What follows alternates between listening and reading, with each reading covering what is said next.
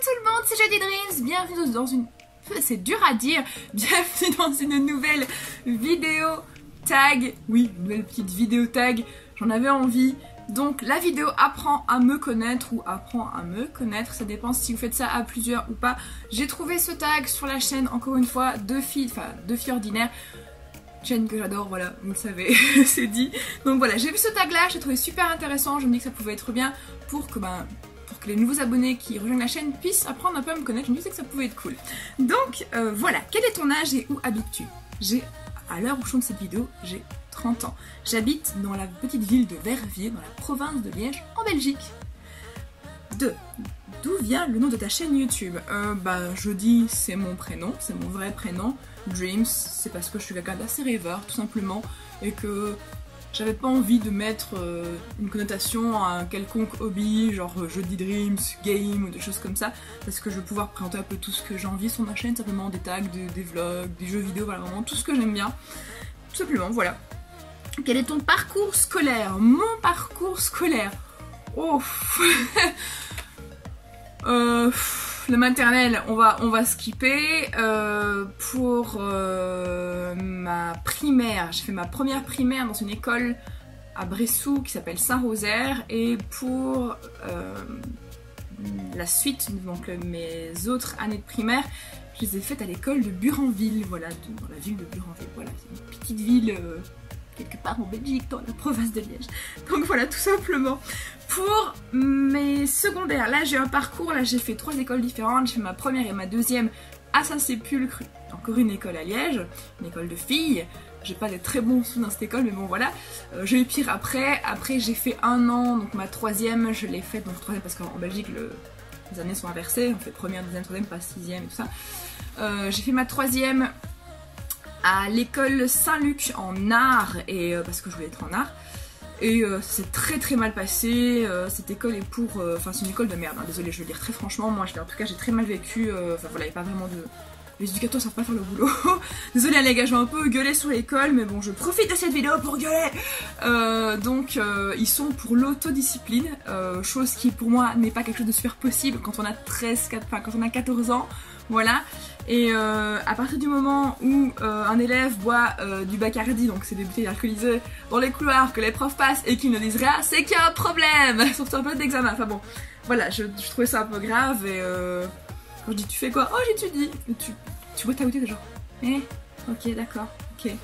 T'as 14 ans, t'as à peine des poils sur la titine et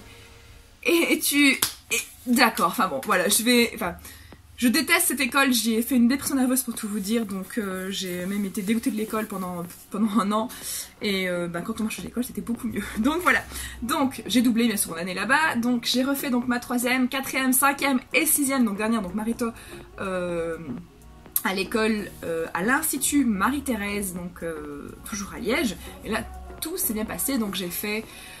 en art, donc j'étais en technique artistique, donc j'avais 16 heures d'art pour 16 heures de cours généraux, donc c'était vraiment très chouette.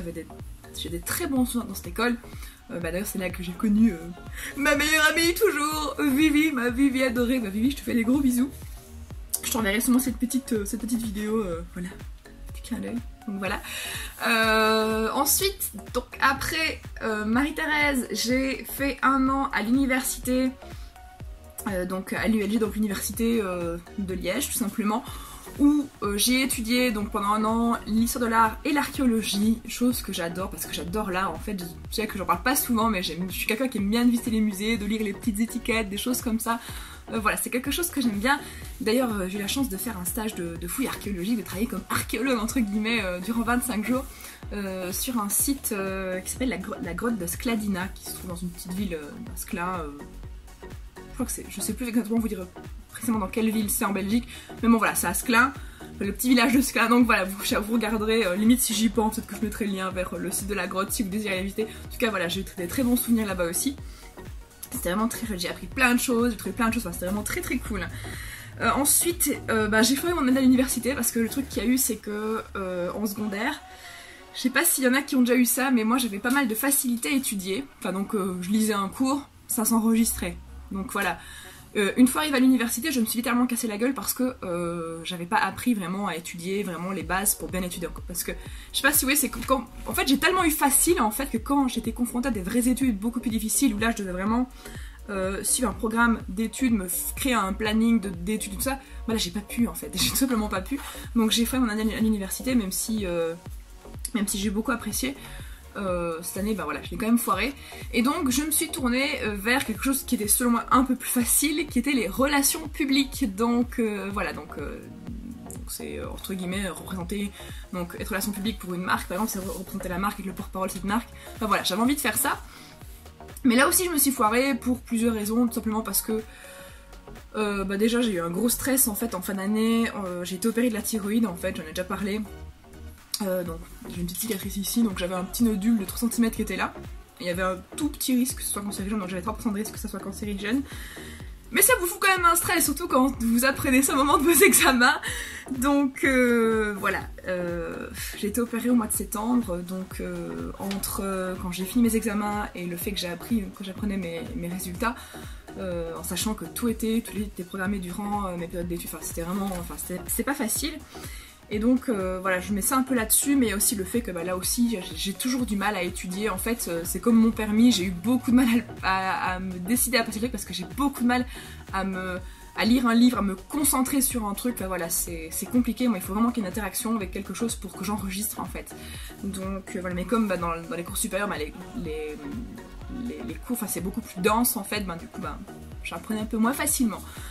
Donc voilà, courage à ceux qui doivent encore étudier, qui sont en repêche, enfin voilà, courage à vous, je suis de tout cœur avec vous, je sais ce que c'est, c'est dur, courage. Donc oui voilà, donc ensuite bah, j'ai foiré mon relation publique, et ensuite bah, j'ai été vers autre chose, donc qui a fait que, que là j'ai entre guillemets réussi. Donc c'est, comment est-ce qu'on appelle ça, je sais pas si c'est des comparatifs en France.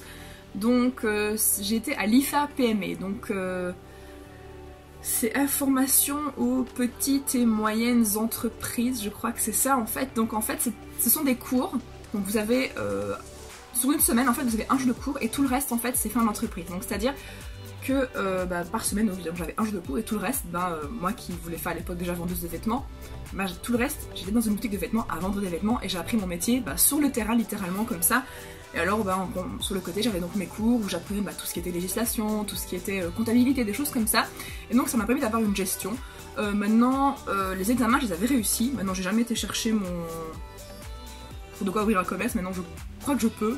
Maintenant j'avais juste raté un truc, j'avais aussi également un dossier à rendre en fin d'année, une monographie en fait, donc en gros c'était la simulation de l'ouverture d'un magasin. Donc c'était vraiment faire tout ce qui était administratif pour un magasin, donc faire un dossier avec ça.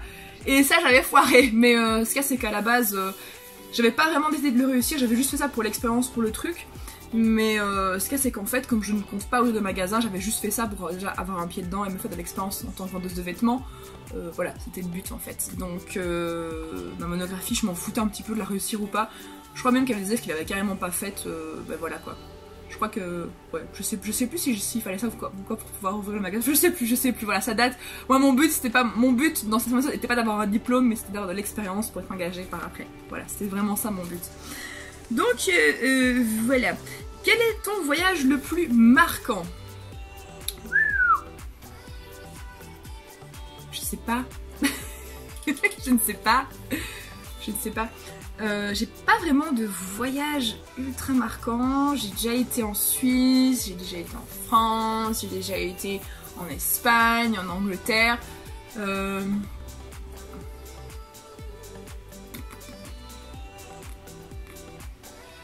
Oh là, j'en sais rien du tout. C'est une colle. Peut-être celui où j'ai les plus beaux souvenirs, c'est peut-être en Angleterre avec ma meilleure amie. Quand on était allé 5 jours, c'était vraiment très très cool. D'ailleurs, je crois je peux dire qu'elle est littéralement tombée amoureuse de ce pays. Enfin, on était allé à Londres 5 jours, c'était vraiment très très bien. Oui, voilà, oui, je dirais ça alors. Je dirais mon voyage à Londres avec ma meilleure amie, tout simplement. Mais mon papa aussi, parce que c'est là, c'est une des premières fois que j'allais, enfin pas une des premières fois que j'allais à Londres, mais une des premières fois où je restais autant à Londres, on était resté 8 jours et c'était vraiment cool. Enfin voilà. Ouais, voilà, je dirais Londres. Donc question 5, quel serait l'acteur ou l'actrice idéale pour jouer ton rôle dans le film de ta vie? J'en ai aucune idée. J'en ai aucune idée. Alors là, je sens déjà que les abonnés vont dire « Ah, mais je dis tu ressembles trop à telle actrice !» alors que je n'y ressemble pas. Vous direz ça parce que je suis grosse, hein. Certains sont très doués pour ça. Maintenant, si vous avez une actrice qui ressemble réellement à mes traits, réellement, vous pouvez le dire en commentaire, mais pas juste parce que je suis grosse, s'il vous plaît, évitez. D'ailleurs, dites « Ah, t'es pas si grosse que ça !» Enfin bon, si je suis grosse, c'est pas un problème pour moi, je l'assume tout à fait. Et je me trouve très bonne comme ça. Donc une actrice... J'en ai aucune idée. Mais c'est vrai qu'il faudrait qu'elle soit ronde parce que entre guillemets, mon surpoids a joué un rôle dans ma vie. Assez important, je dirais. Je vous laisse répondre à ces questions en commentaire. Voilà, tout simplement. Voilà. Et si quelqu'un a déjà répondu, l'acteur que vous dites, que vous vouliez, mettez un petit pouce sur son commentaire, tout simplement. Donc, question 6. Quel a été ton meilleur moment dans l'année dernière ? Mon meilleur moment dans l'année dernière, je dirais tout simplement le moment des conventions. Voilà, la MIA, la gameplay, voilà, c'est deux conventions que j'ai adoré faire, où j'avais été invitée, où j'ai adoré voir les abonnés, voir les copains, discuter avec vous, discuter avec nous. Enfin, c'était vraiment des très très bons souvenirs pour moi. Et j'espère qu'ils m'inviteront encore et encore. Donc voilà, oui, ce sont mes meilleurs moments, voilà, tout simplement. Ensuite... Question 7. Quel est ton plaisir coupable? Mon plaisir coupable?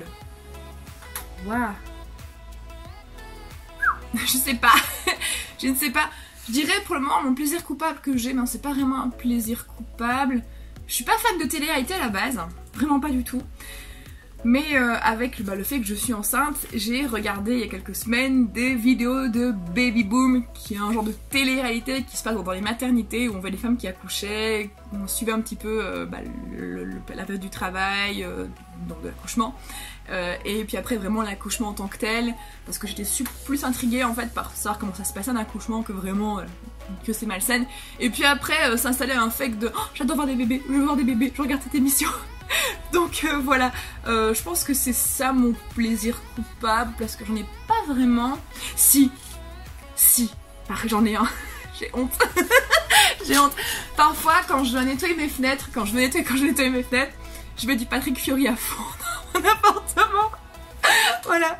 Non, je sais bien que c'est pas du tout un chanteur que je parle beaucoup, mais de temps en temps, donc c'est un chanteur entre guillemets de mon adolescence. Enfin voilà, j'ai eu 12 ans comme beaucoup de gens, j'ai été fan de Notre-Dame de Paris comme beaucoup de gens, j'ai été fan de Fury comme beaucoup de filles, je pense, et donc bah du coup c'est vrai que ça m'est plaisir coupable, je mets du Fury de temps en temps dans mon appartement quand je suis dans mes fenêtres, voilà, c'est tout.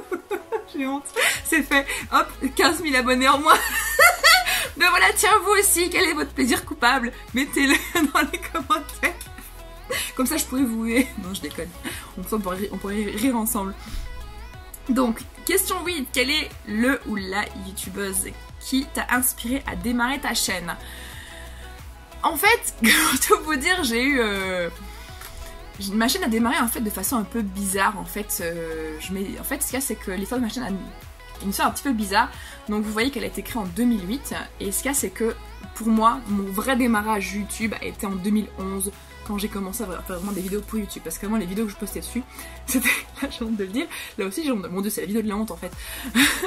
En fait j'avais commencé à faire des vidéos pour mon blog Skyrock, oui j'ai eu un blog sur Skyrock, à l'époque c'est encore Skyblock, vous voyez, et j'avais un blog sur Animal Crossing, et d'ailleurs mon blog était très populaire à l'époque, et d'ailleurs c'est ça un peu qui m'a lancé sur ma chaîne. C'est qu'en fait à la base donc je faisais des vidéos pour mon blog, en fait que je postais sur mon blog, et je tenais compte des commentaires qui étaient faits sur le blog en fait, mais je regardais absolument pas les commentaires qui étaient faits sur YouTube. Et c'est quand la communauté Skyrock s'est dégradée, que c'était devenu un site de rencontre, que c'était super chiant, que les filles qui étaient dessus étaient super chiantes, les filles qui me suivent encore, je suis désolée, mais bon voilà, je suis franche, vous savez, hein, de toute façon, je crois qu'il y en a qui me suivent encore, qu'on serait depuis cette époque-là et qui savent de quoi je parle. Donc je me suis cassée, tout simplement, j'en ai eu marre et je me suis tirée. Et donc, parce qu'en fait, je me suis rendu compte que j'avais des vrais retours plus intéressants sur YouTube, donc du coup, voilà, tout simplement. Donc, ce qui m'a donné envie de me lancer, c'est tout simplement, j'ai pas de youtubeur qui m'a vraiment inspiré à me lancer, donc quand j'ai commencé niveau sur Skyrock, c'était plus le fait de me dire « Ah mais tiens, je vais proposer des vidéos parce que c'est plus facile pour montrer ma ville dans Animal Crossing. » Maintenant, plus pour ma période, donc de maintenant, plus ma période YouTube, je dirais que c'est Bob Lennon et Fanta, voilà. C'est eux deux, c'est à cause ou grâce, je dirais grâce à eux, que je joue à Minecraft, et donc voilà, même si maintenant ils font plus de vidéos sur Minecraft, dans les personnes que je suis beaucoup pour le moment et que j'apprécie énormément le travail. Il y a Roi Louis, il y a Aurélien Sama, il y a Gus DX, il y a deux filles ordinaires maintenant depuis peu que je suis, que j'adore. Il y a qui d'autre? Il y a mes amis aussi, Lilo Min et enfin Lilo Méane, pas Min, moi j'ai Min, et Boone. Enfin voilà, c'est voilà toutes ces personnes là qui entre guillemets m'inspirent et que je trouve de qualité sur YouTube. Maintenant il y en a encore d'autres que je suis. Et oui, il y a aussi la chaîne Ici Japon que j'adore, une chaîne de vlog aussi. J'adore la façon dont ils montent les vlogs. Voilà, c'est des chaînes qui m'inspirent beaucoup et que j'apprécie fortement. Décris-toi en 3 mots. En 3 mots. Coquette, pétillante et waouh, nerveuse, voilà. Je pense que c'est 3 mots qui me définissent bien, voilà. Question 10 et dernière question, où te vois-tu dans 10 ans? Dans 10 ans, j'aurai 40 ans. Waouh. Je l'espère... Physiquement la même, je ne compte pas changer de style vestimentaire entre temps, je compte toujours mettre des t-shirts geeks, je compte toujours mettre mon rouge à lèvres rouge, mettre des lunettes un peu comme ça, mes cheveux rouges, enfin là maintenant ils sont roux à cause du fait de la grossesse, je ne tape pas mes cheveux, me voir avec mon enfant, voilà, qui aura 10 ans du coup, enfin presque 10 ans du coup, si on fait par rapport à ça vu qu'il n'est pas encore né et qu'il est toujours dans mon bidou, toujours avec Indara, dans une maison et plus dans cet appartement, dans un vrai studio pour YouTube et pas juste mon salon. Ouais voilà, comment je me vois dans 10 ans, toujours mon job de vendeuse sur le côté et toujours ma chaîne, toujours dans les conventions à vous voir, ouais, je vois pas de gros changements en fait. Maintenant, l'idéal que je vive de ma chaîne, que je ne fasse plus que des vidéos, que je puisse me consacrer à 100% à ma chaîne et au plaisir que j'ai à tourner les vidéos, voilà, tout simplement. Je pense que ça serait mon idéal, mais vu comment YouTube tourne, non, je pense pas que ça va être comme ça un jour. Donc voilà, maintenant... Voilà, si vous désirez que ce soit comme ça, vous savez ce que vous devez faire. Hein. Donc voilà. Donc au niveau des tags, je tag... Qui est-ce que je pourrais taguer?